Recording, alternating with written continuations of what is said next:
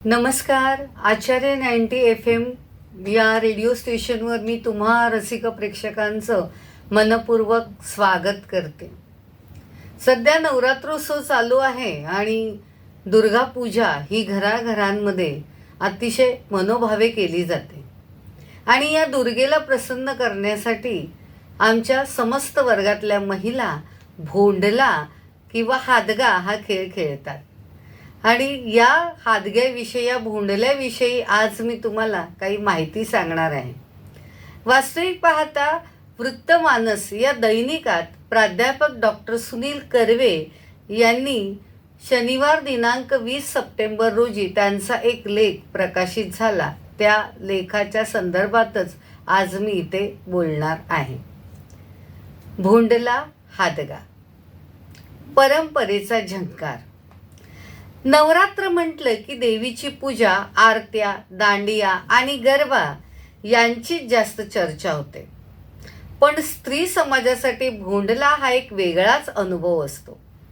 भोंडला महाराष्ट्राच्या संस्कृतीत सण, उत्सव, लोककला आणि पारंपरिक खेळ यांचा अविभाज्य संगम आहे. त्यातून आपल्याला केवळ देवदेवतांशी नाते जोडलेले राहत नाही, तर माणसांमधील एकोपाही दृढ होतो. अशाच परंपरांचा एक सुंदर सोहळा म्हणजे भोंडला. स्त्रिया आणि मुलींसाठी खास असलेला नवरात्रीच्या दिवसात रंगत आणणारा हा खेळ.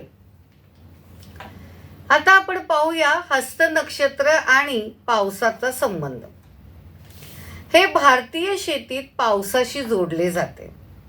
या काळात पडणारा पाऊस शेतकऱ्यांसाठी फायदेशीर ठरतो.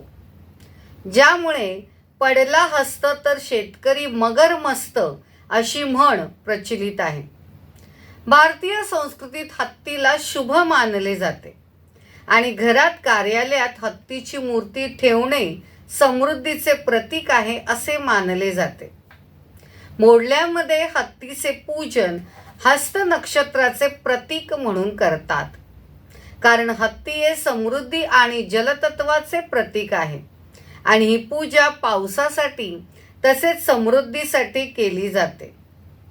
हस्त नक्षत्राचे वाहन मोर आहे आणि हस्त नक्षत्रात हत्तीच्या आकारमाना एवढा पाऊस पडतो. हे नक्षत्र जोरदार पाऊस देणारे नक्षत्र मानले जाते. आता हत्तीच्या पूजेत दडलेलं तत्वज्ञान. भोंडल्याचा केंद्रबिंदू असतो तो हत्ती. शक्ती, जलतत्व आणि समृद्धीचं प्रतीक.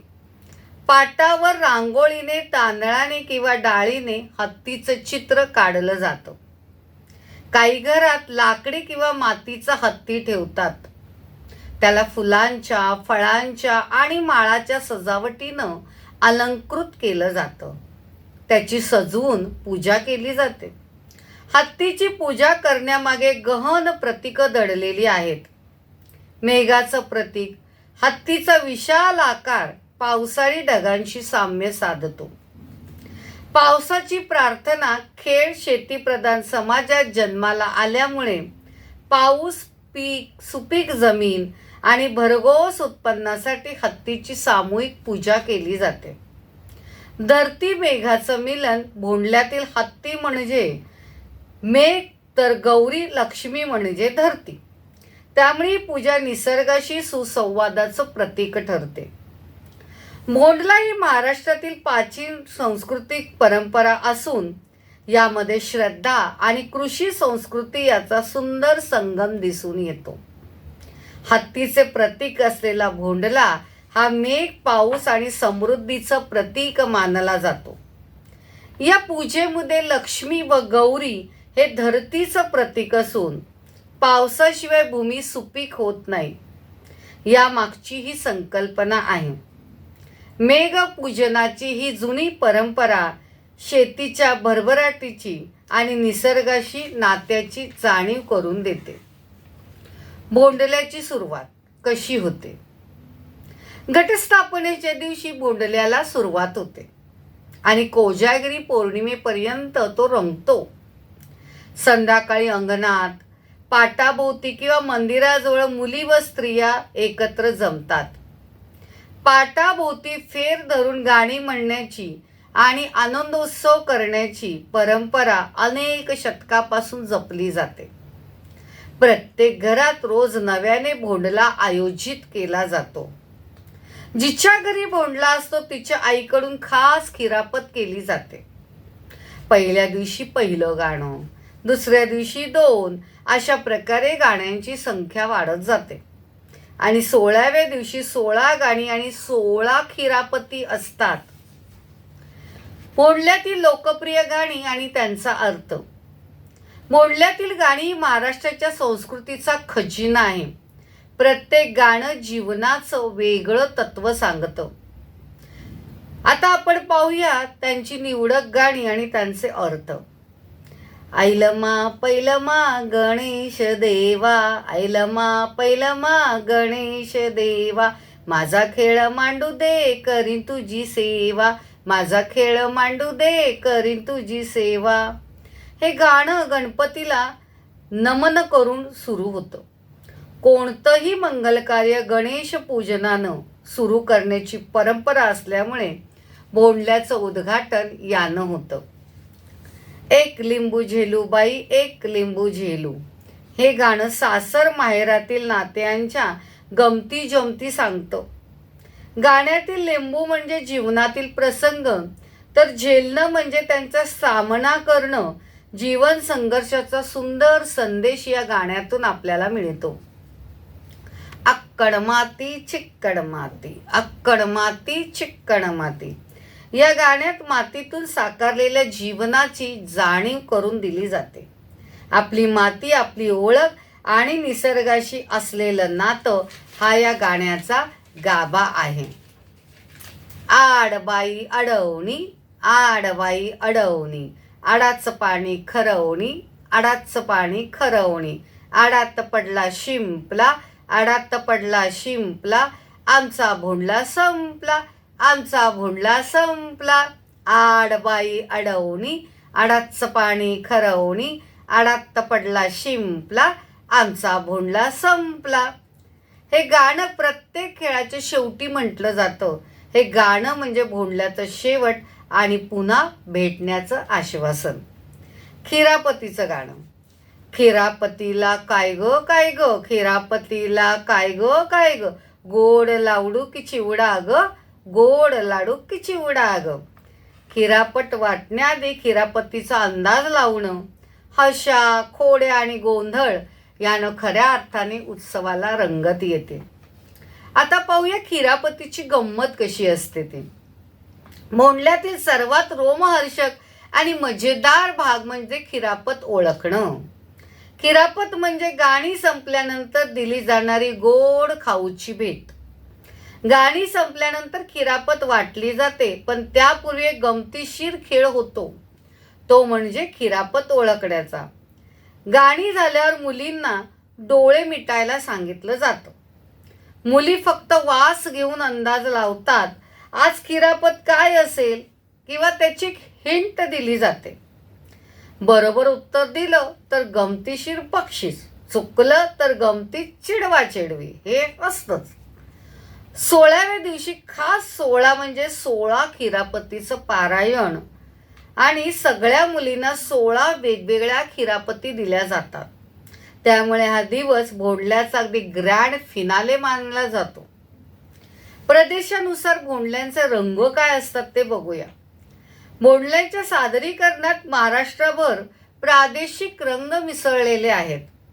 भोंडल्याचा उत्सव महाराष्ट्रात सर्वत्र सारख्याच उत्साहात साजरा केला जातो, पण पद्धतीमध्ये थोडासा फरक आहे.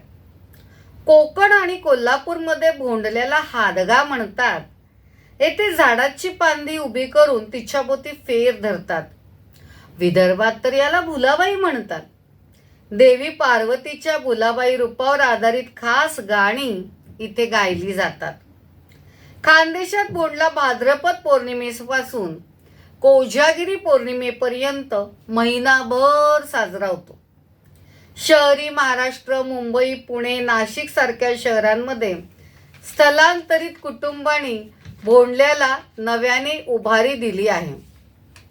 सामूहिक बोंडले गाण्यांच्या स्पर्धा आणि सांस्कृतिक कार्यक्रम यामुळे तो पुन्हा पुन्हा लोकप्रिय होत आहे. कृषी, सांस्कृतिक आणि सामाजिक महत्त्व काय आहे? बोंडला हा महाराष्ट्राच्या सांस्कृतिक वारशाचा एक अनिवार्य भाग आहे, जो राज्याच्या कृषी जडणघडणी आणि एकमेकांशी जोडणाऱ्या ग्रामीण समुदायांना प्रतिबिंबित करतो. हा उत्सव निसर्गाच्या महत्त्वाचे, ऋतूंमध्ये होणारे बदल आणि महिलांच्या भूमिकेचे पूजन करतो. बोंडला हा महाराष्ट्राच्या जिवंत लोकसंस्कृतीचे प्रतीक आहे, जिथे संगीत, नृत्य आणि सामूहिकता एकत्र येऊन आनंदाने साजरी केली जातात. या उत्सवाचे महाराष्ट्राच्या सांस्कृतिक पर्यटनात देखील महत्त्व आहे. बोंडला लोककला, जीवनशैलीचे अनुभव घेण्यासाठी पर्यटकांना आकर्षित करतो. बोंडला हा केवळ खेळ नाही, तर निसर्गाशी संवाद साधण्याचा आणि स्त्री शक्तीचा उत्सव आहे. पावसाळ्यानंतरची धरणी सुजलाम सुफलाम होते, नव्या पिकाचं आगमन होतं आणि स्त्रिया सामूहिक गाण्यातून निसर्गाशी संवाद साधतात. पावसासाठी, समृद्धीसाठी आणि भरघोस उत्पादनासाठी सामूहिक प्रार्थना आणि गाण्यांमधून स्त्रियांच्या एकतेचं आणि संवादाचं प्रतीक, तसंच जीवन मूल्यांचं शिक्षण आणि पुढच्या पिढीला लोकसंस्कृतीची ओळख करून देणारा मंच म्हणजे बोंडला. खरं पाहिलं तर हा बोंडला म्हणजे नव्या पिढीसाठी एक नवसंजीवनीच आहे. शहरीकरण, व्यग्र जीवनशैली आणि आधुनिक मनोरंजनांच्या साधनामुळे बोंडल्याची परंपरा काही ठिकाणी हरवू लागली होती. परंतु गेल्या काही वर्षात महिला मंडळं, सांस्कृतिक संघटना आणि महाविद्यालय, शाळांनी या उत्सवाला नवचैतन्य दिलं आहे. यामुळे आज बोंडला केवळ ग्रामीण भागापुरताच मर्यादित राहिला नाही, तर पूर्वीच्या काळात सासूरवाशीन स्त्रियांचे जीवन कष्ट, यातना आणि भावनांच्या कोंडमाऱ्याने भरलेलं होतं. स्वतःच्या वेदना व्यक्त करण्यासाठी त्यांच्याकडे कोणतंही व्यासपीठ नव्हतं. त्यामुळे त्यांनी स्वतःचे काव्यविश्व निर्माण केले. ओव्या, गाणी आणि महिला प्रधान सण यांच्या माध्यमातून त्यांनी सुखदुःखे वाटून घेतली, मन मोकळे केले आणि नवी ऊर्जा मिळवली. आज काळ बदलला असला तरी स्त्री मनातील भावनिक घालमेल अद्यापही कायम आहे. म्हणूनच या परंपरा जपून ठेवणं आणि त्यातून महिलांना अभिव्यक्तीचे स्वातंत्र्य मिळवून देणे अत्यंत आवश्यक आहे. बोंडला हा खेळ आजही मोठ्या उत्साहाने आणि आनंदाने सगळीकडे खेळला जातो. तर तुम्हाला पुन्हा एकदा नवरात्रीच्या खूप खूप शुभेच्छा. ही संपूर्ण माहिती आचार्य 90 FM वर सादर केलेली आहे. मी स्वतः प्राध्यापिका मृदुला वाघमारे यांनी. आणि आचार्य 90 FM वर असंच प्रेम असू द्या, लोभ असू द्या आणि ऐकत राहा आचार्य 90 FM युअर ओन रेडिओ. धन्यवाद.